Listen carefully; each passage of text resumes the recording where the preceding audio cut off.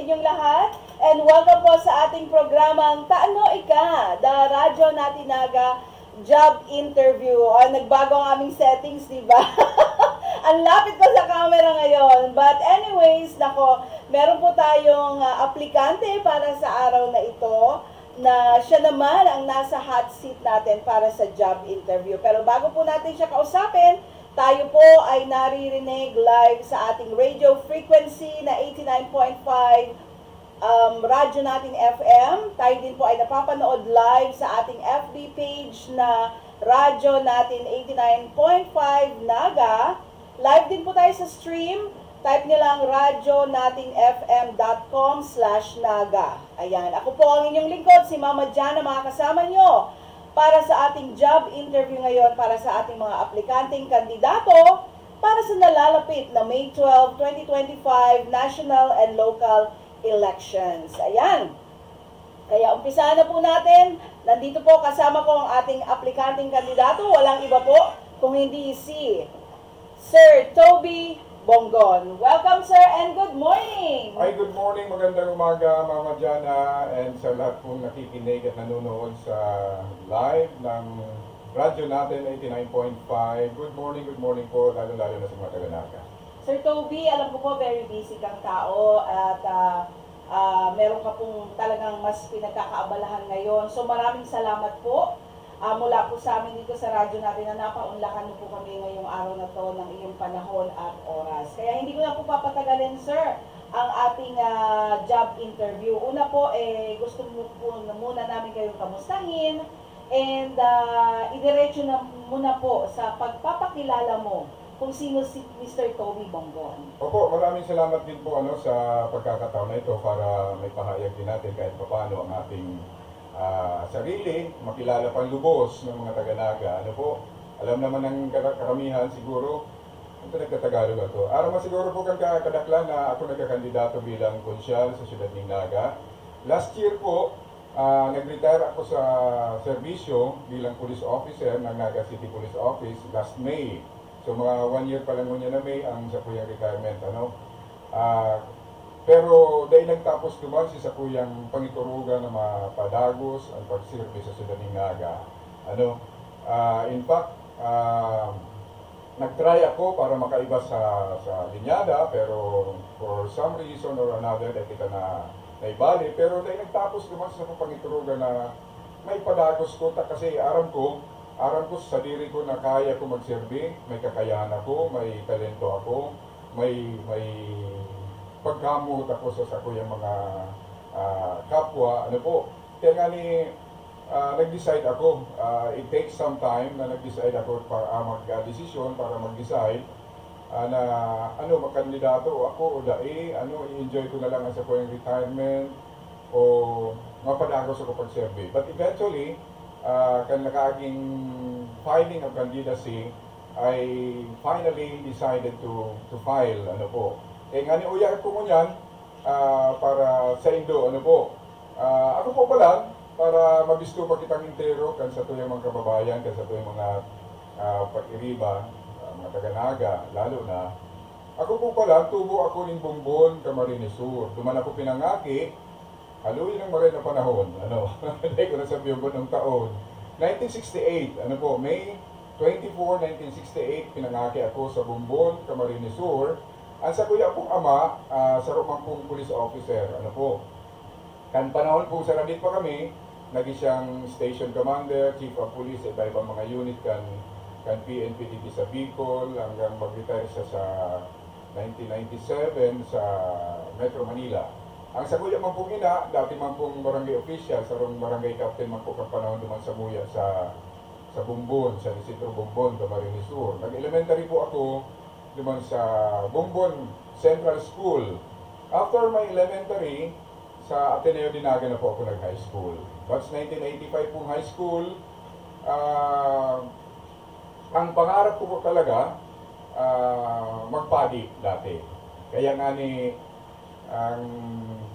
after graduation, sa 1985, I decided to enter the seminary with the ambition to become a priest.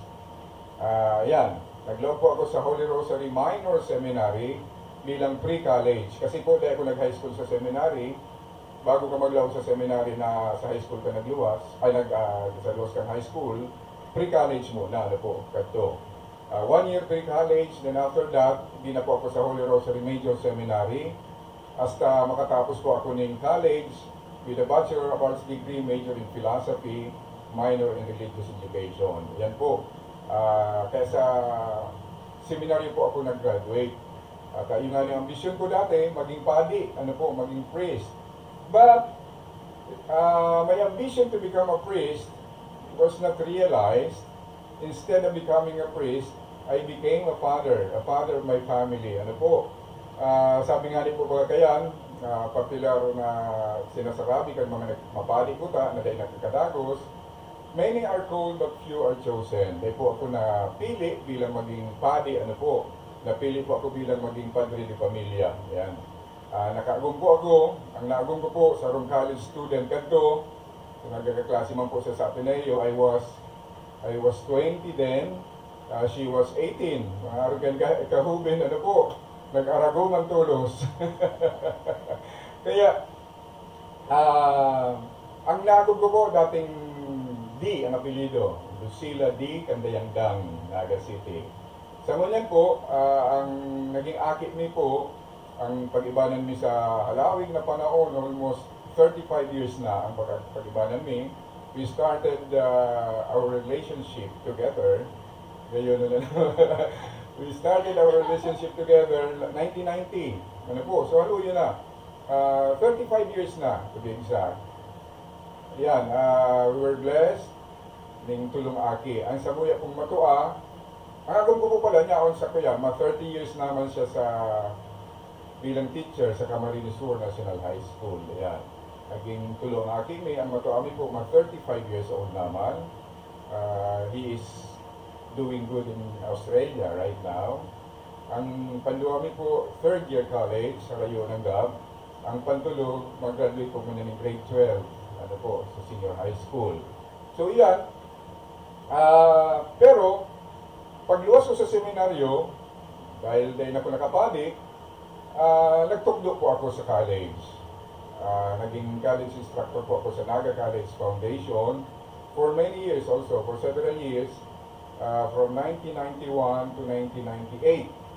Ano po, ang tinukdo ko po sa college, sa Naga College Foundation, gabos po kayo halos gabos ng mga department sa college, sa criminology, arts and sciences, education, commerce, secretarial, gabos po. Mga minor subjects man lang, philosophy subjects, philosophy of man, ethics, logic, pati sociology and social sciences subjects, tinuklo ko po. In fact, itong mga naging estudyante ko sa education, kadakul-dakul na, may gawa na yung principal, and I'm proud to say that, kadakul na mga teachers. Itong mga naging estudyante ko man sa criminology, halos gabos, naging police, ano po. This is one thing na naging proud ako. Kadako na mga naging pulis ng naging estudyante ko na mga naging opisyal sa PNP. In fact, for your information, ang satuya pong presenting City Director of Naga City Police Office, naging dati ko pong estudyante sa college. Araw po ako kayong kagurang na. Hindi halata, sir. Hindi Police halata. Colonel Erwin Rebellion. Dati ko pong estudyante sa college, sa criminology. Ang tinutlo ko po sa inda, logic. Hopefully, naging logical sinda. Ano po? So yan, dahil pa nagtapos naman si journey kan buhay ko, kan ma-retire na sa servisyo si ama ko, 1998, sabi sa kuya, ano daw ngayon kung magkuyan ka ngayon, magpulis ka ngayon. Masalang daw ngayon ang sweldo sa government kaysa sa private. Sabi ko, pwede man po niya ko yan. Paano dahil man ako criminology graduate? Dahil man hindi necessary ni ngaya na criminology graduate. Tapos niya 4-year course, tapos ngayon kang eligibility. Ano nga yung eligibility mo? Sabi ko, professional civil service, pwede na yan. So, the rest is history. Nag-apply ako sa National Capital Regional Police Office. So, diretso na po. Nakalawag ako, nag-training kami sa police. My first assignment as PO1, then 1998, sa Southern Police District sa Taguig. Tapos po nasa ako sa Muntinlupa Police Station. Tapos sa iba pang mga units at and eventually, because harayungan yung pamilya ko na ako naging nagdadakula na si Matoami, I decided to be transferred dito sa PNP Bicol. Yan ito, pag-abot ko lang ito sa profile, pigasen tulos ako sa, pigasen muna ako pala sa Kanaaman Municipal Police Station for 4 years, and eventually hindi na sa Naga, hanggang mag-retiro na ako. Naging PIO po ako, although dahil pa muna ako naging PIO, naging investigator, naging PCR officer, naging desk officer, naging field investigator, tapos eventually, naging kaya na po ako PIO, spokesperson ka Naga City Police Station pa to. And in a short period of time, naging Naga City Police Office na-upgrade. Ako ang pinaka-enot na PIO, spokesperson ka NCPO, during the time of Police Senior Superintendent Edwin Jose Nimenzo, the first city director of PNP Naga. Yan. Hanggang 16 years ako naging PIO, hanggang mag-retiro na ako. Ano po? Yan. Sa kuya pong stint as PIO, although naging barkada ko gabos ang mga taga-media, ako po sa naging tulay, basically ako naging tulay kan impormasyon na kaipuan maramang ng tao sa paagigan media na ano ang nangyayari sa trabaho kan pulis, ano si mga programa kan pulis, ano si mga accomplishments na ginigibo kan mga pulis, and duman nagkaigwanin at least maski pa paano na ibalik ito bagang kadtong medyo nawawara ng trust and confidence ng tao sa pulis. Ano po, naipahiling ka duman na ang pulis pa lang talaga nagkatabang sa tulya. Although may mga ups and downs, may mga negative, dahil man niya pwedeng ma-perfect, may mga patuyaw-tuyaw, pero ang very important thing is natawan taning justice, ginigibot ang trabaho para sa tao. Yan. Hanggang mag-retire ako last year, May 2024, ngunyan po, yan, nauna ko ngunyan sa Indo, sa kuya pong pirang taon na pagiging pulis, more than 2.5 decades, na pagiging pulis, I don't even remember even a single moment na nag-abuso ko sa kuyang serbisyo. Kadakol akong naging amigo because of my job. Kadakol akong naging kabisto sa Naga and everywhere in nearby places, sa Camarines Sur, because of my job. Gusto sabihin, appreciated ninda si sa kuyang ginibo. Appreciated ninda si sa kuyang trabaho. Kaya, ngunyan po aram ko na mas makakatabang pa ako sa siyudad ng Naga sa kuyang experience, sa kuyang talento, sa kuyang willingness na magtabang, lalong-lalo na sa mga depressed individuals sa kuyang siyudad. Kaya pala sir, namimiss ka ng mga kapwa natin, mga media person. Pero sir, alam mo po, pag sinabi kasing galing ka sa seminaryo, nakaka-intriga kapag ikaw po ay instead na padre, naging padre de pamilya. Padre de pamilya. So sir, sino naman po si Mr. Toby Bongbon as a family man? Opo, I could say siguro, I'm not a perfect husband. I'm not a perfect husband because may quote and quote, sir. Kasi may mga problema kitang inatubang, minsan nagkakagawa ng tampuhan bilang mag-agong. Pero I could say, relatively, I'm not perfect father, but I'm a good father. I'm a good provider, I'm a good father sa kuyang children. Mas pina-priority ko po kaya ang lalong-lalo sa indang education. Number one po kaya sa kuya ang safety ninda, ang sa indang pag-eskwela, ang sa indang pagmati, na we don't need to give them all that they wanted. Tay po na itaw sa inda, kabus naman kay po ninda. Ang importante lang may itaw kasi pangangai po talagang tunay. Ano po nga ni ma-realize ninda that life is not as easy as this. na kay puwantang magpursigi, kay puwantang maging maray sa ibang tao. Iyan lang siguro ang masasabi ko na pag maging maray ka kayang nakaproduce ka ng aki, sa diri mong aki, naging maray na tao, naging maray na individual, that's a very big success on our part as parents siguro. Nahiling ko man sa indang pagpursige, magagalang ang mga aki ko, mayong kaiwal, kadakol amigo, and maray sa mga sa eskwela, and that's good enough for me. So sir, from being a senior police officer, ano po, sino po or ano po ang nakapag-influence sa'yo o yung nag-motivate, nag-udyok sa'yo na pasukin ang politika?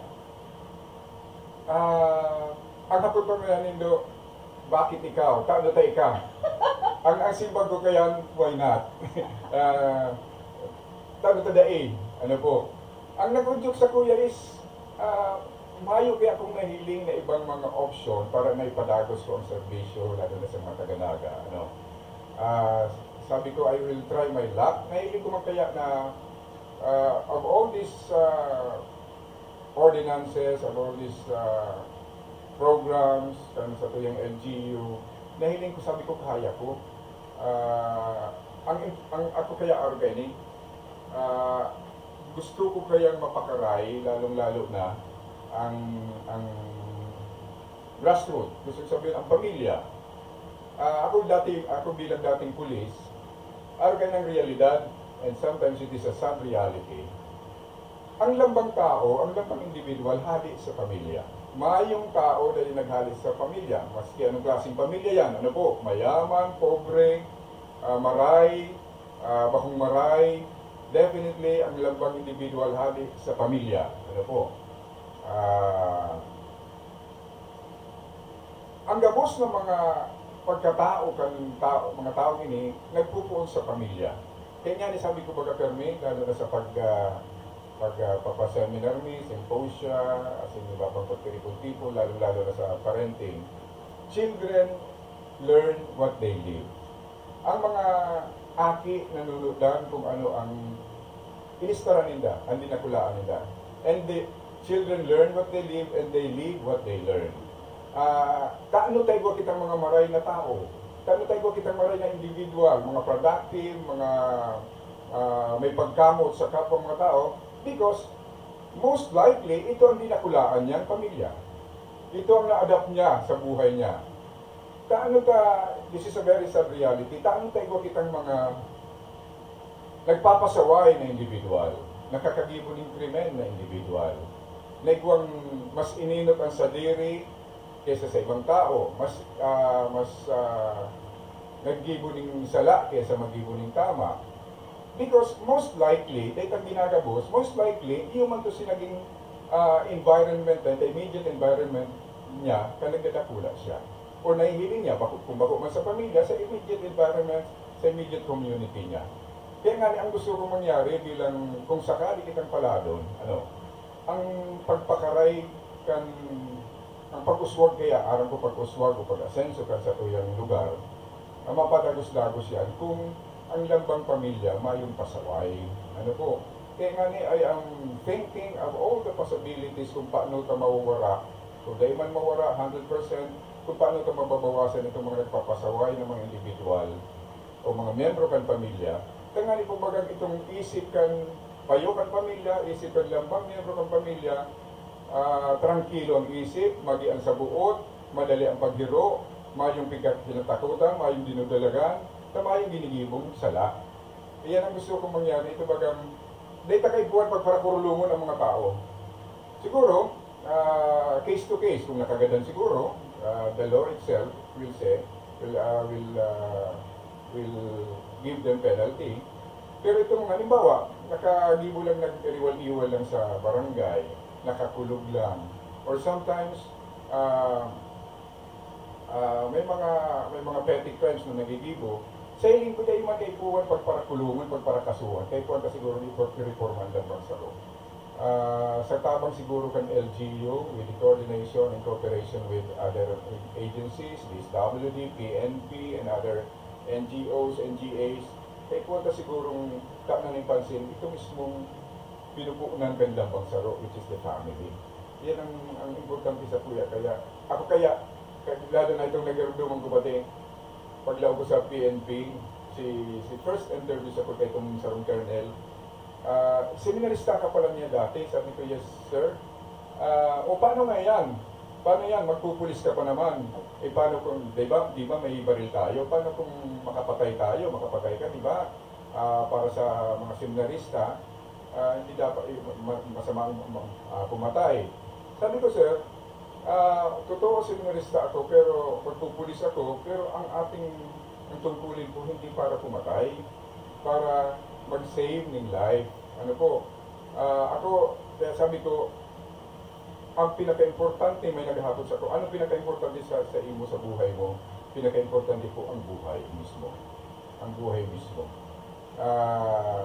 Maayo ng ibang ako, pag sinabi ko yung oportunidad, pag sinabi ko yung pag-ibo ng karahayan, dapat buhay kita. Very sacred sa kuya ang buhay. Maski nga ba akong tao, ako, animal advocate pa ako, animal welfare advocate ako. Gungali kong 15 kilo sa harong, 10 ikos. Even pag may dala akong kakanon, pag may nailing akong mga stray animals, cats, dogs, pinapakarakan ko. Sa rin sa mga gusto kong maging ko yan, sa Rosan, pagtutuunan din ko. Dito ba rin magkaigwa ng imbis na kulungo, imbis na impound, imbis na garadanon, euthanasia. Gusto ko magkaigwa kita ng lugar para sa mga stray dogs and cats and animals. Yan sa kuya. Kasi importante sa pang buhay. Araw ako kayo ka-desperado siguro na mapakaray ang dambang buhay ng tao. Tapos na may buhay sa tinabang. Sabi ka nga ni inapot ko nga ng agong ko, may diferensya ng payo ko. Grabe ang pagmakulog niya ako sa buhay. Pag nakakailing ako mga depressed na family, very disheartening na sana, kuya, dahil sila may problema. Ngunit nagkakandidato ako, may madulog, sir, may pambakalpok na yung lamang, bulong, pagpa-check up, pagsumpay buhay. Although yan, ako sabi ko, mas bako akong mayaman, unlike other candidates, bako akong mayaman. Bako akong milyonaryo. Pero sa ko yung kadikit na resources, sabi ko baka kailangan makatabang. Pwera kaya kahulitan ko sila magtrabaho, mag-iraral. Dapat kaya magpinta ang isip ng tao, ang values kanilang pang-individual na ang buhay ay pwede magparaasa lang sa ibang tao all the time. Kaya po ito mag-ready buhay ng part ka, nga yung mag-imaray ang buhay. Siyempre sa tabang kayo gobyerno, sa tabang kayo ng autoridad, sa tabang kayo mga nagpamakulog ng mga organisasyon, magiging maray ang buhay. At aramdaan naga magayunan maray na lugar, tranquilo, pero mas pamapadagos pa kung lambang lugar, tranquilo, lambang pamilya, mayong problema. Since nabanggit mo na po, Sir Toby, yung mga dapat bigyan ng pansin, kung sakali po na maihar ka sa tuyang mga Nagueño bilang isa sa mga city councilor sa darating na May 12, 2025 election, and nabanggit mo na rin po yung sa imong mga advokasya. If ever po, Sir Toby, na makatukaw ka po sa konseho kan Siyudad ni Naga, anong laws or ordinances po ang dapat na bigyang doon o dapat na nabuhayin at aksyonan po ng gobyerno? Sa akin po, nadakil po kita mga ordinansa, ang importante lang the proper implementation of this, the enforcement lalo na. Aside from that, gusto ko magkaikuanin ko yan, specifically na ito bagang makakagian sa pagmati kan lambang membros ng pamilya. Mataknan ngayon yung hanap buhay, ma-divert si pag-ibo ng sala. We don't need to penalize everything that they do, lalo na kung may mga infractions yung ginigibo. Importante lang, magkaibo kita ng mga resolutions na mag-augment, mag-uplift kan sa indang moral, mag-uplift kan sa indang kabuhayan. Halimbawa, may mga hanap buhay na saragit sa barangay, i-encourage na yan, tanganing, kabagang padagos nindang mamati na ang buhay pa lang kay Juan Manggaray magsakripisyo mas pa paano para maging maray. Ano po? Although may pakitang specific ano talaga yan, pero ang importante kasi kuya is the welfare of the family. Welfare, lalong-lalo na ang pag-edukar ng mga aki. Kada ako mga aki kitang nahiling, before I forget, yung pa lang, kabali siyempre sa pamilya, na pinapatrabaho at early age ang mga aki. We don't need to do that. Dito kay Juan Libuhon yan, kapag may maray na ang hanap buhay ang magurang kayo mas nga nagkikit ang kita, basta marangal, basta legal, sa inyong kung magiging maray ang dalagan ka sa tuyang lugar. Ano po? Yung mga aki, lalo-lalo ng mga minor na ini, kayo po na sa eskwelahan. Ano po? Kayo po ang pinapaadal. Kung mahiling kabaga, kabidaan ang Naga is a child-friendly city, but still, ipapagirari na nakikinig ang dahil nag-eskwela, mas ginusto nilang magbenta o maghanap buhay o magpapark ngaya. Kasi may nagpapasin ng kwarta. Tano ka, mas kung masindang magtrabaho, nakakakuha ang kwarta, mas ipapaano kesa mag-eskwela. Kasi sa pagtios nga ni kang pamilya. Naintindihan ka yan. Pero kung matata na taning ma-augmenta ang kita kan lambang pamilya, sa paagi siyempre kan eskwela sa mga namamayo kang pamilya, sa barangay officials, sa iling kumayong rason para tayo mag-eskwela ang mga aki. Number one sa kuya, kaya ang welfare, sabi ko ang pamilya, and siyempre si edukasyon sa mga aki. Nabanggit mo po, Sir Toby, yung tungkol sa livelihood. Ano po, kasi importante po talaga na may sources of income tayo, di ba? Kahit na yung mga may regular na trabaho, yung mga asawa nila nasa bahay, naghahanap pa po ng other sources of income para makatulong. Ano po ba sa palagay mo, sir? Kasi, di ba, hindi naman tayo nagkukulang sa mga programs, sa mga training, sa mga activities para matulungan ang ating mga mamamayan para magkaroon po ng sarili nilang mapagkakakitaan. Sa palagay mo po, ano pa po ang kulang? Bakit parang ngayon mabibigyan sila ng tulong, bukas parang wala na rin, parang nilipad na sa hangin? Ano po ang pwedeng magawa? Sabi sa Bible, kita Katoliko ako. Sabi sa Bible, if you want to help people, instead of giving them fish, teach them how to fish. Imbis na may mang problema na magtao kita sa inda ng ayuda, may mang problema magtao kita sa inda ng tabang, pero tak na tamanggaray sa inda ng pagkakataon para ma-realize na not all the time sa buhay ninda na may nagtatabang sa inda. Kaya kung tamanggaray na maghiro para sa tuyang sadiri, para sa pamilya, yan ang nagiging problema, pasensya po, pasintabi, modesty aside, na naog makitang maray pag may nagtatao sa tuya sa ng ibang tao. At least ngayon, may napakumbaga, siguro pag nakuha ang sardinas, siguro ngayon pag nakuha ng ayuda, etc. Mas naog masinda pag may mga kalamidad, tayo na naman relief. Mas naog masinda pag may kandidato, lalo-lalo mayayaman, may nakuha sinda ng ayuda. Pero bako dyan nag-iikot dapat ang buhay ta, sa tinataong tabang. Tabangan ta, first and foremost, ang satuyang sa diri. Bago ta maharaman na kita pa lang nakakatabang naman sa iba, natatabangan man kita kan iba. Yan ang cycle kan buhay tayo po nagpupuon. Tapos ang improvement po, the word improvement itself, natatandaan ko. Ang improvement, ang word improvement always begins with I. Para ma-improve ang buhay ta, magpuon kita sa I, sa sadiri.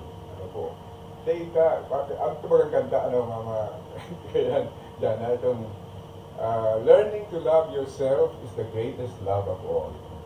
Dahil ko nakantaon. Akala ko sa kakantaon. Learning to love yourself is the greatest love of all. Gusto sabi yun, dahil ka pwedeng, may kasabihan pa ba nga kita na nemo dat could non habet sa Latin, you cannot give what you don't have. Dahil man kita pwedeng magtaon ng lapis sa kaklase ka, kumayo man kitang lapis. Dahil man kita pwedeng magtaon tinapay sa kapwa, kumayo man kitang tinapay. Dahil man kita pwedeng magtaon ng pagkamuot sa iba, kung if we don't even love ourselves. Di ba ga? Hindi kita pwede magtaon sa isang bagay o ano pa man yan, tumayo kitang itatao. Gusto sabihin, if we learn to love ourselves, if we try to be good to ourselves, mahiling mo yan, it will show kung anong ginigibo ka para sa ibang tao. Yung mga, ano lang kasimple kayo ng buhay. Kung kita mismo pinapabayaan tayo sa dirita, kung kita mismo may paghamot sa sabirita, how could you love others? Ano po? Kaya nga ni araw kayo ang essence ng servisyo. Learn to love yourself first and show that love to others. Mahiling mo magiging maraya dalaga ng buhay. Sir Toby, paano daw natin maiko-connect yung love na yan sa peace and order na dapat na maibigay kung sakali po na makatulong ka po as city councilor? Anong klaseng peace and order po ba ang pwede? Kasi may katanungan po tayo dito. Ano po ba ang magagawa ni Sir Toby sa peace and order ng Naga City? Kasi lalo na with yung mga crime na nagaganap. Importante po ka sa sarong leader, importante sa sarong tao, ito kitang pagmati na inabot na empathy. Dapat empathetic kita. Gusto sabihin, we feel what others feel. Pag ikaw kitang pagmati ka na mamati ka ng ibang tao, naaaraman ka kung anong pananalipo. Yun po baga. Kung di aram kung anong namamati ka na hihiling kang iyan, lalo-lalo sa mga nagsasakit. Kung di namamati sinda, sa hiling kumayo ka mahihiling na rin solusyon kaya. Ako. Kaya po ang na mamati, ang namati ninda, tanganing eventually, we could say, araw pa na dapat libugan senda. Pagkabot sa peace and order, we have to be coordinated always with other agencies, national agencies, local agencies, NGOs, NGOs. Kasi, ang sabi ko nga ni Ken, lalo na itong kan ko yan, sa crime prevention. Crime prevention is the sole responsibility of one agency, of PNP. It is everybody's concern. Ano po? Kung ang saro lang agency ang matrabaho, mayong pakiaram ang ibang tao, mayong mangyayari. Ano po? Kaya nga ni kayo po ang ibang koordinasyon. Siyempre, through leadership sa LGU, sa PNP and other agencies, magtarabangan. Ano po? We could makakaisip kita ng mga specific na mga ordinansa, mga specific na mga programa, sa paagi kang pagmatik na kung ano ang panangahipo kay ibang tao. Ano po? Dahil kasi sinasabing dahil kinikibo niyan, ang importante lang may padagos, kasi matungkusan ka talaga, tanganing padagos-dagos, may masusustain ta ito pag ang pagtatarabangan, and eventually may din mo. Igwang graduate na pala sa pamilya, dati hindi ngayon nagpapasaway na aki, nakagraduate na, nakatapos na. Ang tao kay puwan magbago, ang tao kay puwan maging maray, tangaling mahigit ang problema sa aral daw kang ginigibo sa buhay. Ayan. Napakaganda ng vision mo, Sir Toby. At mga kaibigan, narinig po natin ang kalahating bahagi ng application platform ng ating pong aplikanteng kandidato na si Sir Toby Bonggon. Siya po ay nag-a-apply bilang City Councilor na sana daw po ma-hire sa darating na May 12, 2025 national and local election. Magbabalik po ang ating programa makalipas lamang po ng ilang paalaala, kaya wag po kayong aalis. Ito po ang ating programang Taano Ika, the Radyo Natinaga Job Interview.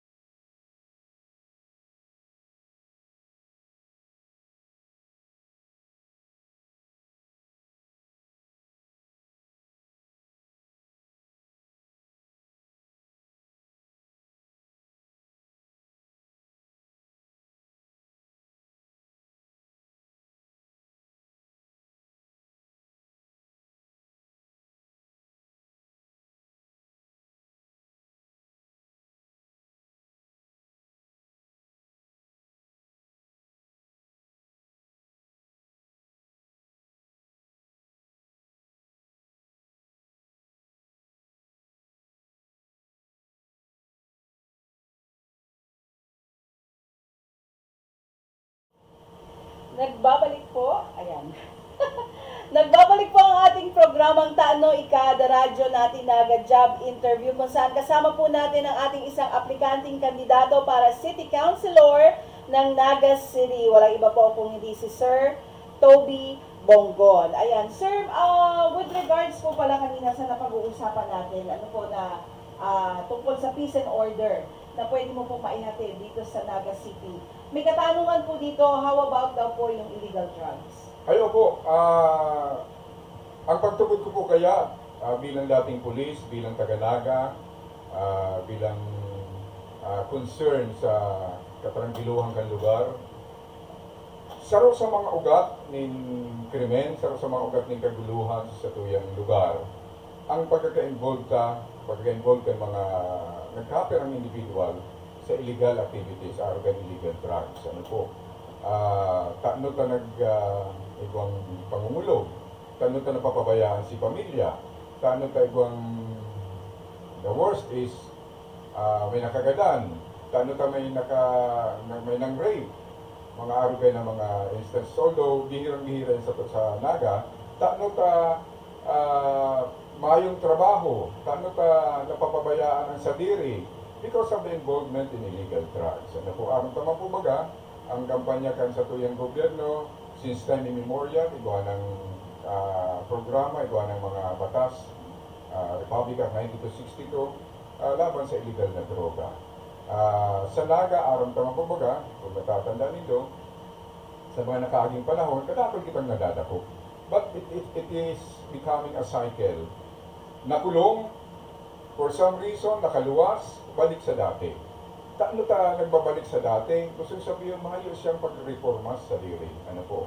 Ang siguro, kung ako lang masusunod, kung ako tataan ng pagkakataon, itong mga na-involved sa illegal drugs, although ikaw kitang programa sa Cagayan, sa Naga, ikaw kitang grupo sa Naga kaya na i-monitor ang mga nagbabalik sa pagiging tultol sa Naga tungkol sa illegal drugs. Ano po? Sa LGU, iguha, sa PNP, may koordinasyon sa PNP. Pero kay po ang mangyari i-monitor with all honesty, religiously, kung ano na si development ng taong ini. Ano po?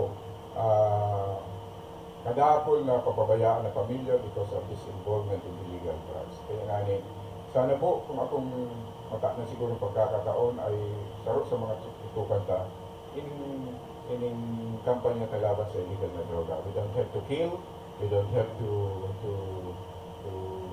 penalize them. Depende, siyempre sa sitwasyon. Ang kaipuan ka siguro i-reforma sila, magkaipuan sila ng pagbabago sa buhay. No? I always believe, pag buhay pa kita, you have all the opportunity para mag-ibo ng tama. Ano po? Mahiging mo bagay ito bagang pamilya na dati depressed na maray, dati problemadong maray kasi si di pamilya nila, nagagamit ng droga, nagpapabakal droga, nagsusugal. Siguro it's high time siguro na padagos yung marayan ang programa laban sa illegal na droga. Magulang, siyempre, kasalabay na naman si mga iba pang mga programa laban sa illegal activities sa barangay. Number one sa kuya ang yan nakakamundo. Number one sa kuya ang maraot sa para sa kuya, pinakamaraot ang involvement sa illegal drugs, panduwa si sugal. Ano po, iwasan tayo sugal na mayang mangyari kaya may manggana kang ngunyan. The next time, mas madadaw kang mas dakol. Pinanamit lang. Oo, pinanamit ka lang. Tapos si iba pa mga illegal activities, lalo na si mga kuya, si mga petty crimes. Inagyan ko kayo yan kadakol ako ganitong experience siya, kana pa sa follow-up, kada sa kadakol kami nagkadara ko, gawa ko nahihiling na gawa ng pamilya, maray ng buhay. Nagtatrabaho po ngayon siya sa construction dyan ng tipo yan, si Boss Algamit sabi. Good for you. At ito sabi ko, pasaway kang maray, napupulgan ka minsan kay ibang tao because kapasawayan mo, naghahabol ka, nagdidilibid ka ng droga, sabi ko mo niyan, maray-rahay. Kung araw lang niya ako kanya ang dambang tao na kaya magreforma, sa hingin ko maging maray sa tuyang buhay sa tuyang syudad. Hindi pa man, Sir Toby, ano po, but sabihin na natin, kung sakali po na ma-hire ka ng ating mga botante sa May 12, 2025 national and local election, ano po ang nakikita mo sa sarili mo, or how do you see yourself sa unang term mo po or sa 3 taon na ikaw po ay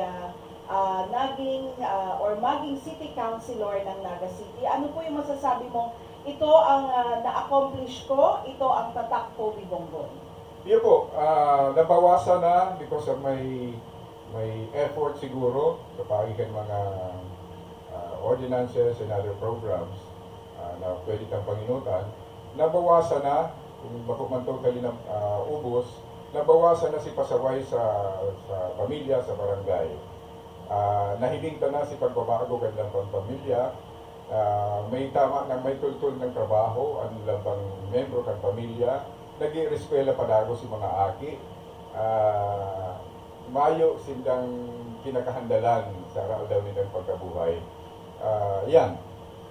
May trabaho, may negosyo, nag-i-reskwela, mayong pasaway sa pamilya. Napakaganda ng vision ni Sir Toby. Ngunyan naman po, ito po yung hinihintay ng ating mga kababayan na marinig po galing sa iyo, Sir, bilang aplikanteng kandidato as City Councilor ng Naga City. Ano po ang iyong mensahe at ano rin po ang iyong masasabi para sa ating mga nanonood at makikinig kung taano ika ang isa sa indang pwedeng mapili bilang City Councilor ng Naga City? Taano ta ika Toby Bongbong? Taano ta ako po, ini po sa mga taga-Naga, taano po ako na dapat piliun nindo sa mga piliun nindo. Padangat ko po ang sadiri ko, padangat ko po kamo, padangat ko ang ibang tao, padangat ko ang kapwa ko. Ano po, ang sa kuya pong vision or aldaw, gusto ko makatabang duman sa may problema, gusto ko makatabang duman sa nagtitios, gusto ko makatabang duman sa namumroblema, ninuli sa kaguluhan sa saydang lugar, sa saydang pamilya. Iyan po ang sa kuya, pwede ko akong pagmakulong sa lambang saro. Although kabus ka man sinasabi, kabus man ng mga kandidato, sinasabi yan, may puso. Pero ang importante po kaya dyan is may hiling po sa pagkatao. Bako lang mo niyan because election period, nagkakampanya. Kadto pa po, araw yan kan mga kadaklang, kan mga Tagalaga na in the exigency of service, kadto na sa serbisyo ako, I even give arms, give support to depressed family. Gusto ko nga ni Permikatong ko yan, magbili mo sa barangay, kanganing makaedukar, tapos makatabang maski para paano. Ako sa mga nagtabang na kami, nagpagibo kami ng sarong istaran, kan sarong lola, mga arga. Ang importante po kaya ito bagang uulitin ko na naman po itong namamati mo, namamati kan iba. Ano po? Sana po anong tumata ng kita ng pagkakataon na maging parte kang LGU, maging parte kang sangguniang panglusod. May papahiling na po na si Toby Bongbong, bako lang na itong dating pulis, bako lang yung family man, kundi ito bagang katao magtabang sa ibang tao sa paalikan pagmati kung anong namamatik nila. Inuulit dahil mo po maaraman kung ano dapat maitabang sa ibang tao kung sila mismo dahil mo namamati ang sitwasyon nila. Dakulon pa kitang mga iniisip na karahayan. Sana po, pag nyaw na kita dyan, tanan taning pagkakataon na sarap-sarap yan. Punan ka naman sa individual, sa pamilya, sa barangay, sa komunidad. And eventually, mahiling mo. Pag yan, mga specific na yan, maging maray, mahiling mo, padagos-dagos ang esenso ng siyudad. Maraming salamat po, Sir Toby Bongbong, at yan po ang ating aplikanteng kandidato para sa araw na ito sa ating programang Taano Ika, The Radyo Natin Naga Job Interview. Maraming salamat po sa oras at panahon mo, Sir Toby.